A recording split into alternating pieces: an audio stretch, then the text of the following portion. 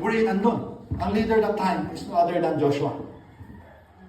Amen. Na ang sabi, and Joshua and his team, amen, are in line sa spiritual things ng ating Diyos. Nung dumating yung point na sabi ng Diyos, anong dapat nyo gawin? Ang gawin nyo lang is to surround the wall of Jericho 6 times. And para nung pang 7th time, ikutan nyo, then blow the trumpet and shout, glory to God. And worship the Lord and praise the Lord. Yun ang, akala nila ang Jericho, wall of Jericho, is full of spiritual things. Pero kalukuhan ang nangyari sa Lord. Kaya even though we are few in number, kunti lang sila, okay, pagkasama natin ang Diyos, kasama nila ang Diyos, walang imposible sa Diyos. Lahat ng pwedeng bumagsak, babagsak. At ang kaaway, babagsak. At laging bagsak ang kaaway. If you shout, amen, declare your praises to God. Declare your worship to God. Amen. Hindi tayo matatakot. As long as we are with the Lord, in the right side, in the right time, we are in the side of the Lord. Amen. God will fight for us. God will fight for our troubles. Amen. In our hallelujah. Another example, Judges chapter 7. This is the story of Gideon. Okay? Nung makita ng mga Israelites, the team Gideon, Team Jesus sila. Okay? Team Gideon is 32,000 warriors. Pero ang team ng mga Midianites are 300,000 warriors. Pansin niyo? Difference? 32,000 compared to 300,000. Ang sabi ng kaaway, wala kayong laban dyan. Kasi mas marami sila 300,000. Tumahimik na lang kayo. Tumahimik na lang kayo. Pero anong sabi ni God? Yun ay sabi ng kaaway. Anong sabi ng Panginoon kay Gideon? Gideon, meron kang 32,000 na warriors. Pero napakarami pa rin yan para compare versus doon sa 300,000. So kailangan may strip down. Kailangan magbawas. So pagpiliin mo sila, sino yung mga takot? Umuwi na. Sabi ng Diyos kay Gideon. So nung sabi ni Gideon sa mga tao niya, sa kanyang mga warriors, sino yung mga takot? Sino may karamdaman? Umuwi na. Umuwi ang 20,000, 22,000. Ang natira 10,000.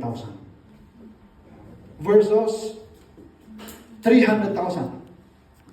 Pero sabi ni God kay Gideon, second instruction, Gideon, yung 10,000 na yan, marami pa rin yan.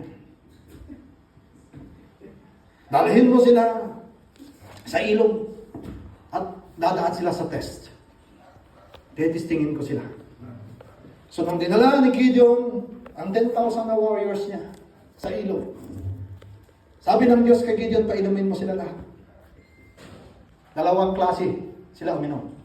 Yung iba uminom gamit ang kamay. Yung iba parang aso na lapa sa tubig. Sabi ni God, tapos na ang testing. Lahat nakainom. Lahat ng mga uminom gamit ang kanilang kamay. Separate mo sila, Gideon. At lahat ng uminom na parang aso, isiparate mo sila. At yung uminom gamit ang kamay ay 300 katao. Tama ba? 300? 300. Out of 10,000, 300 lang ang pumasa. Na 9,700 bagsak. Umuwi. Sabi ni God, pauwiin ng mga 300 lang. Versus 300,000. Wow! 300, kalaban nila 300,000. Pero sabi, nakaaway muli. 300 na lang kayo, paano kayo mananalo sa 300,000? Pero kung wala kang Diyos, kapatid, na nagbibigay ng instruction, another instruction ng Panginoon, okay, yung 300 na yan, divided into 3 groups. Tag 100. Dalhin ninyo ang inyong trumpet. Dalhin ninyo, dala kayo ng pitcher. Nakakita ng pitcher? Dala kayo ng pitcher na breakable. Meron palang breakable na pitcher noon. Dala kayo ng pitcher na breakable, lagyan nyo ng torch sa loob. Ang lantorn sa panahon yung kandila. Lagyan nyo ng kandila sa loob. Separate in 3 groups. So, nag-separate sila, inikutan nila ang mga Midianites, 300,000. Alam niyo, sabi ng Panginoon, pagdating niyo doon, sabi ng leader nila, tingnan niyo lang kung ano ang signal ko, gagawin niyo. Pag sinabi kong bitakin, basagin ang pitchel, nakita ko bakit kaya binasag. Binasag ang pitchel. Bakit? They are inside the dark world. And the light must shine. The light must shine. Must shine. Kailangan may liwanag. That's why sabi sa Bible sa New Testament, we are the salt and the light of the world. Because this world is dark world. Are you with me? Nakukuha niyo? If we are part of Team Jesus, we must shine. Nung binitak nila yung pitchel, binasag nila yung pitchel, kalat, nakita yun ng Diyos. Mayroong ilaw. Sabi ng Diyos, sabi ng leader kay Joshua, sabi ni God kay Joshua, blow the trumpet. Then they blow the trumpet, lahat sabay-sabay, and they shout. Anong sabi niya? Anong sinigaw nila dito? The sword of the Lord. The Lord. Ano ba yan? Sana? Verse 20. Verse 20. 3 companies. The sword of the Lord and of Gideon. Wow. Sabay-sabay. Alam nyo, sinasabi ko, mag-ingay kayo. Blow the trumpet and shout. Anong sinyaw nila? The sword of the Lord and of Gideon. Sabay-sabay nag-ingay. Ibig sabihin, ang anak ng Diyos, maingay. Amen. Hindi tahimik. If you are on the Lord's side, maingay ka. At yung iniingay mo, hindi klanging simbal. Amen. May laman na salita ng Diyos. There is power in the Word. Amen. Hallelujah. Amen. So, we must know the Word of God, and we must know how to hear the Word of God. Especially the instructions of the Word of the Lord. Amen. So, God is saying for us today, church, even if the world is saying to the church na, tumahimik na kayo, be quiet. Pero God is saying to each one of us, He's sharing to us His strategy. Ano ang strategy ng Panginoon? You must know, we must know His strategy. Number 1, let us make as much noise as we can. Amen. It speaks of worship and praise. And we must know how to blow our trumpet. Trumpet of praise. And also, we must know how to shout. Amen. The good news. The name of the Lord. Because there is power in the name of the Lord. And let us see. And we must know how to shine in the dark world.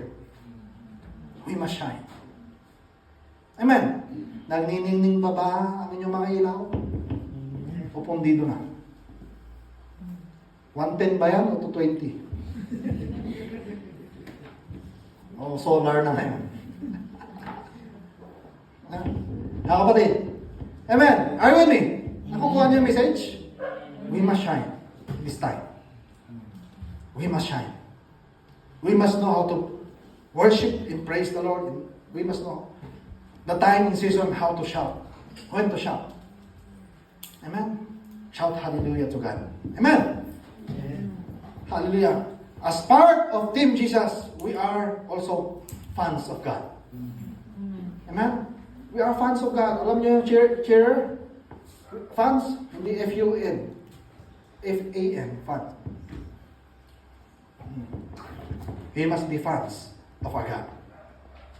And we must also understand our part. My part tayo, my part ang Diyos. Just do your part. Hindi man best yung ginawa mong part. Pero God will do the rest. Amen. Pag si God, ang ating Diyos gumawa, kapatid, perfect. If He is with us, then who can be against us? Hallelujah. So alam natin, the work of Team Hell is for us, the Church of God, to be quiet. Tumahimik. Tahimikin po tayo. Number 1 na gustong patayin ng kaaway, ang preacher. The sharer of the word. preachers of the word. Sa mga nag-Bible study, alam nyo, karamihan una, before, at ayaw pakinggan ng kaaway, na may preach ang gospel. Ayaw ng kaaway, ang unang tinitira ng kaaway, walang iba, ang preachers, teachers, the sharers of the word. Yeah. Kaya kung minsan gusto niya patayin, huwag mag-share, lahat gustong pasakitin. Akala nyo, hindi po Superman ang mga pastor. Hindi niya kaya lahat. Bilang isang pastor, may experience. Gusto ng tao, dito ka. Gusto ng tao, dito ka. Gusto ng tao, doon ka. Gusto ng tao, gawin mo to. Lahat gusto niyang gawin. In my part, pastor, punta ka doon kasi may sakyan ka. Pastor, doon. Hindi po Superman si pastor. Every time, may ginagawa ako doon. Lahat. Kaya ang mga pastor, maagang namamatay. Kasi, stress. Hindi po Superman. Huwag niyo pong gawing Superman ang inyong pastor. Amen? Ng mga pastora dito. They are also a human. May feelings din po sila. May pamilya din po sila. Meron din po silang may pinapagawa ang Panginoon sa kanila. So that's why I've learned my lesson na hindi lahat ng invitation pupuntahan ko. Kasi hindi ako Superman. Lalo kung malalayong lugar at iisang araw, hindi po pwede. Amen? Hallelujah. Thank you, God.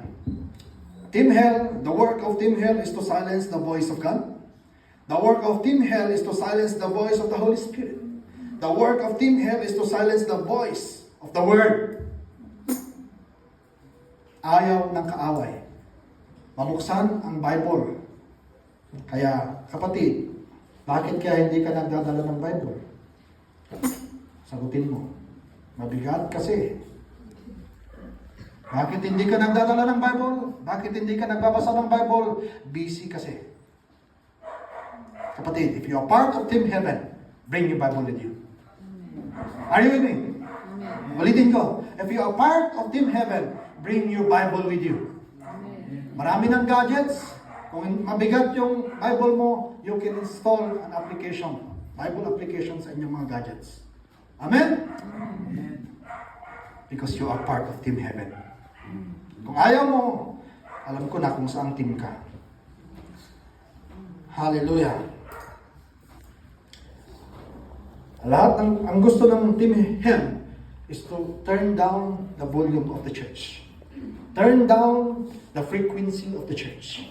Turn down and silence the church.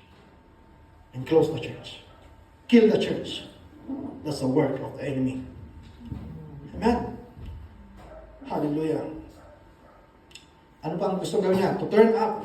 Kung meron siyang ito-turn down, meron siyang ito-turn up. The Team Hell will turn up the voice of atheists, turn up the voices of humanists, turn up the voices of those who don't believe in God, and who those don't have any morals in life. And those people who don't believe that anything or everything should go. Amen?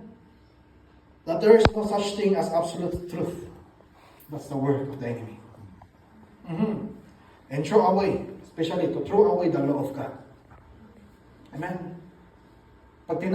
Ang law ng Panginoong Diyos, andito po ang batas ng Diyos. Ang batas ng Diyos, pag tinurn down